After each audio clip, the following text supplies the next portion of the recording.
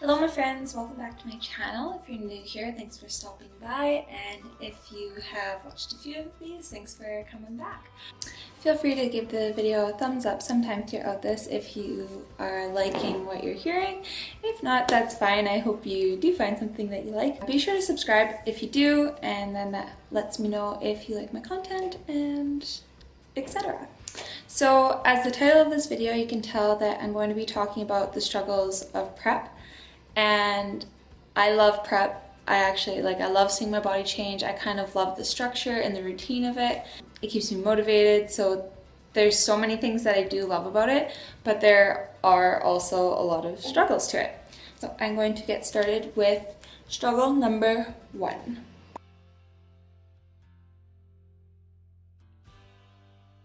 Struggle number 1 is going to be explaining yourself to everyone.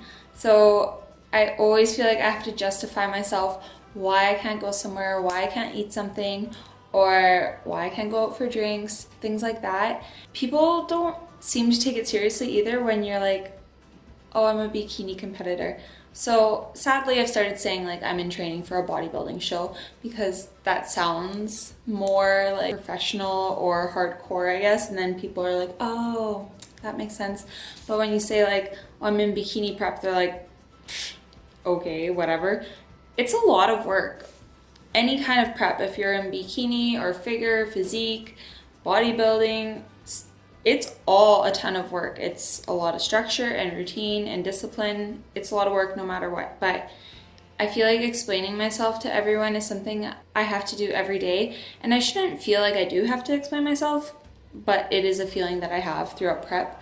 And that's definitely a struggle because some people don't want to understand, and those people that don't want to understand, you shouldn't feel the need to justify yourself to anyway. Prep struggle number 2 is going to be saying no to everything. So all these things that you're justifying yourself towards, you're also going to need to learn how to discipline yourself to say no to everything. So I mean, not to everything. Obviously, you can still go out. I make sure that I still go out and see some friends, do regular people things. You can't compromise everything either. So when somebody's like, oh, you want to go out for drinks? You have to learn to be like, nope, can't actually. Or if you do go out, then you have to learn to drink water or coffee or something like that, right? So you do have to learn to say no to a lot of things. It's that self-discipline. Prep struggle number 3 is losing friends and support. So this is kind of a sad one because, like I said, not everyone's going to understand why you're doing what you're doing. And again, those people, you shouldn't feel the need to justify yourself towards. So I definitely, throughout my years of doing this, have found the people that do support me and that check in with me and make sure things are going good. And that's awesome. And it's actually been quite a shock for me, the people that do reach out and are like, hey, like, I've been following you for so long. I'm so glad you're doing this. Yada yada. Hope things are going good. And then it's also been a shock the people that don't talk to me anymore and don't want to understand. So it is sad, but I guess it's a good way to find out who truly cares about you and your well-being. So it's just something that comes along with it because not everyone has the same interests, and that's totally fine. I understand that tons of my friends are not into fitness and bodybuilding and eating healthy, and they're still in their kind of lifestyle wanting to go out and party and have fun. And there's a total balance that can happen there, but mine is an extreme and I know that, but I'm just so happy with it too. So yeah, you just have to be aware of the people that you're going to possibly lose in your life. But I know that this is a struggle video, but you do get to meet so many other people with the same interests as you, and that's amazing too. So number 4 is be ready for temptation with like everything. So like I said, when you get asked to go for drinks or you get asked to go for food, it's all temptation. And once in a while you're like, it doesn't matter, I can do that, I can do this.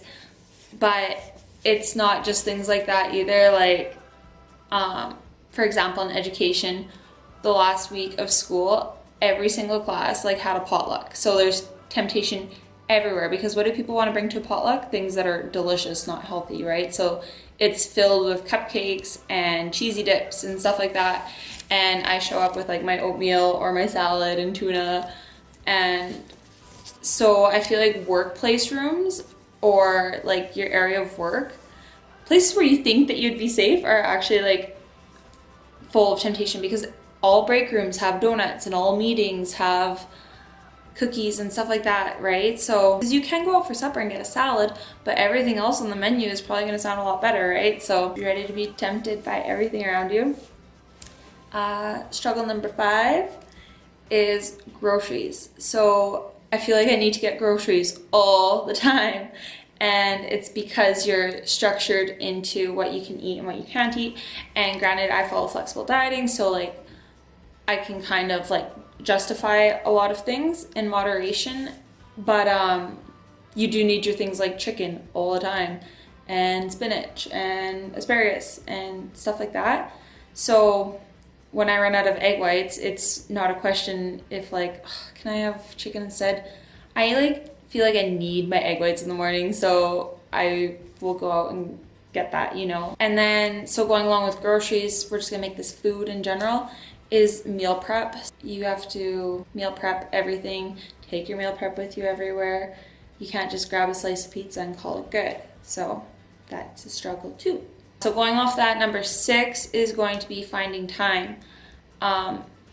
Everything in prep takes so much time. So that's your meal prep, like I said, practicing posing, cardio, lifting, your check-ins with your coach, time to sleep. Like, it's so important for your body to rest during such a like stressful time for your body.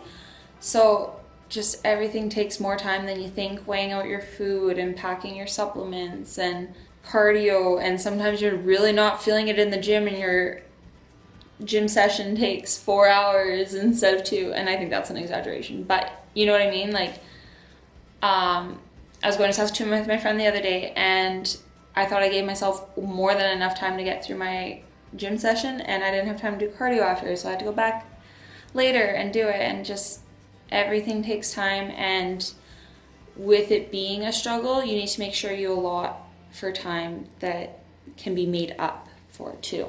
Struggle number 7 is going to be cost. So it is a lot of money to compete.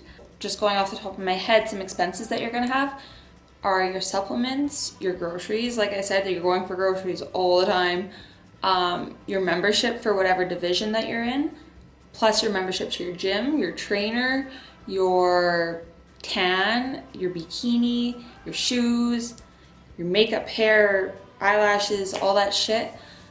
Everything costs so much money. So what I recommend doing for that, I guess like that could be a whole nother video, but try to space out your payments for things. Like, don't buy your bikini and your shoes and extensions all at the same time. Try to space that out so it doesn't hurt you so much, but it's very expensive to compete. Number 8 is going to be packing and travel. So everywhere I go, if I want to go home for the weekend, I bring a bag of food, I bring a bag of supplements, I bring a bag of my workout clothes and attire, I bring a bag of regular clothes.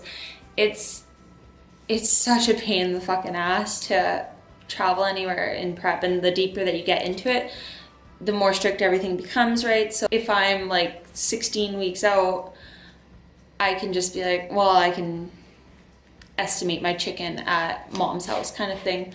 But when I'm 3 weeks out, like I am now, I'm taking my scale with me everywhere I go, and I'm not missing like a supplement. I'm not going to go a day or 2 without my fish oils. Like, I feel like I need everything because this is what my body has been accustomed to, so I don't want to change anything. Packing and travel is a real pain in the ass, and that's another thing that comes with saying no to some things. Like, your friends want you to come somewhere for a sleepover or like a weekend somewhere, you gotta be like, you gotta draw a line somewhere, right? Because you can't bring 5 bags of something to somebody's house and it'd be like normal. So struggle number 9 is going to be your energy lacking. You're going to be a lot more tired than usual because you're in a deficiency.